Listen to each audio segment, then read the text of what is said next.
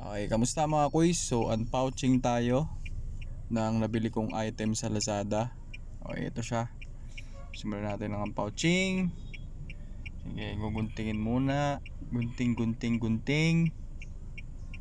Then, ilalabas natin yung bubble wrap. Maganda yung pagkaka-bubble wrap niya, no? Nakikita nyo. Yan, so bubuksan din natin yan. Medyo makapal lang yung pagkaka-bubble wrap. So shout out sa seller, ganda ng pagkaka-bubble wrap nyo.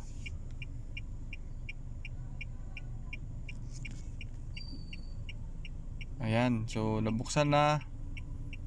Medyo mahirap pang bulat-latin. Guguntingin ko lang ulit. Yan. Ayan.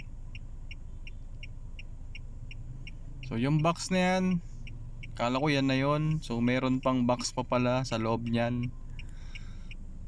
Ayan, isang box. So, di ba? So bubuksan na natin, guguntingin din natin.